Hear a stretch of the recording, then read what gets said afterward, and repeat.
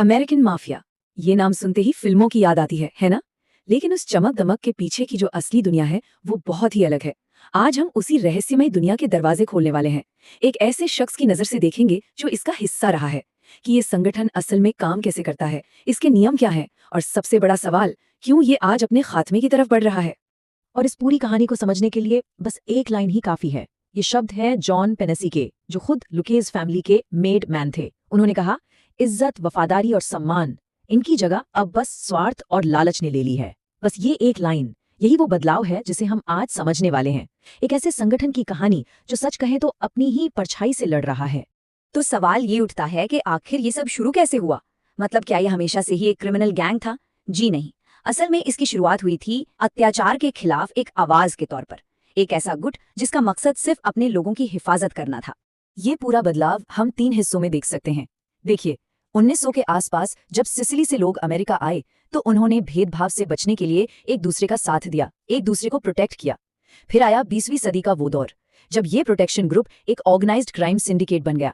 डर और धमकी के दम पर इन्होंने अपनी ताकत बढ़ाई, और आज हालत ये है कि ये पूरा साम्राज्य अंदर की लड़ाई और बाहर के दबाव से बिखर रहा है।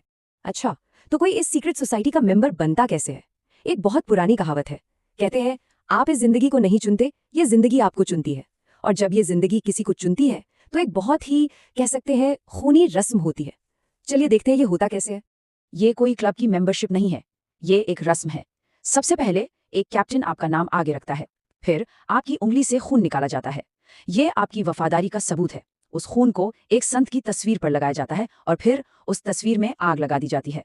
और जब वो जल रहा होता है उसे हाथ में लेकर कसम खाई जाती है, एक ऐसी कसम जो आपको हमेशा हमेशा के लिए उस फैमिली से जोड़ देती है। एक और मजेदार बात, ये लोग खुद को माफिया नहीं बुलाते, इनका असली नाम है कोसा नोस्ट्रा। ये एक इटालियन फ्रेज है जिसका मतलब होता है हमारी चीज। मतलब साफ है, ये दुनिया, इसके राज, सब कुछ सिर्फ हमारा है, बाहर वालों का इसमें कोई काम नहीं। अब देखते हैं कि ये पूरी फैमिली चलती कैसे है। दरअसल ये 2 चीजों पर टिकी है। पहला, इसके बेहद सख्त नियम, और दूसरा, इसका आर्मी जैसा स्ट्रक्चर, यानी कौन किसके अंडर काम करेगा। और ये नियम सिर्फ नियम नहीं थे, ये जीने का तरीका थे। जैसे आप किसी दूसरे मेडमैन पर हाथ नहीं उठा सकते, किसी मेंबर की पत्नी या गर्लफ्रेंड की तरफ गलत नजर से देखना मौत को दावत देना था।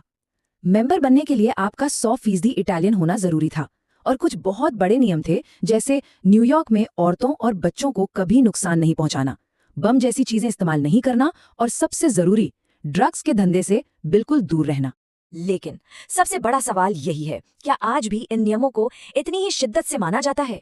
और यहीं पर जॉन पेनीसी की बात सच साबित होती है। देखिए, नियम था नो ड्रग्स, हकीकत 5 फैमिलीज ड्रग्स के धंधे में गले तक डूबी हैं क्योंकि पैसा बहुत है। नियम था नो बॉम्ब्स, लेकिन गैम्बिनो के अंडर बॉस फ्रैंकी डिचिको को कार बॉम्ब से ही उड़ाया गया था। तो सच ये है कि ये सारे नियम अब बस किताबों में रह गए हैं। एक जमाना था जब नियम तोड़ने का मतलब था मौत, आज ये रोज की बात है। चलिए अब इसके स्ट्रक्चर को देखते हैं। जैसा मैंने कहा, ये बिल्कुल एक आर्मी या पिरामिड की तरह है। हर किसी का अपना एक फिक्स्ड रोल है, अपनी एक जगह है। पिरामिड में सबसे नीचे आते हैं एसोसिएट्स। ये ऑफिशियल मेंबर नहीं है, लेकिन फैमिली के लिए सारा काम यही करते हैं।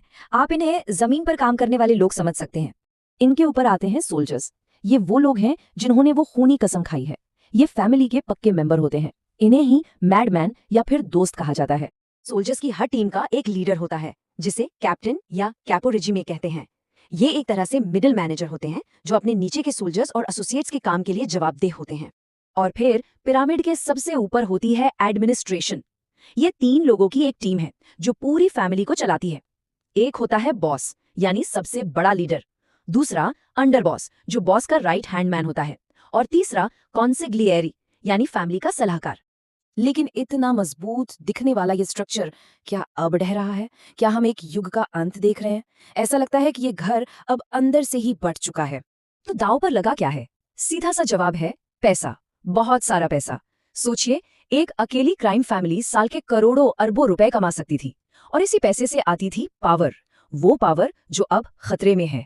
ये गिरावट कितनी बड़ी है, ये चार्ट साफ साफ दिखाता है। एक जमाना था जब यूनियन से लेकर पॉलिटिक्स तक हर जगह इनका कंट्रोल था। इनकी मर्जी के बिना पत्ता तक नहीं हिलता था, और आज वो पकड़ लगभग खत्म हो चुकी है। तो आखिर ये सब हो क्यों रहा है? वजहें कई हैं। सबसे पहली और सबसे बड़ी वजह, अंदर की सड़न। नियम टूट रहे हैं।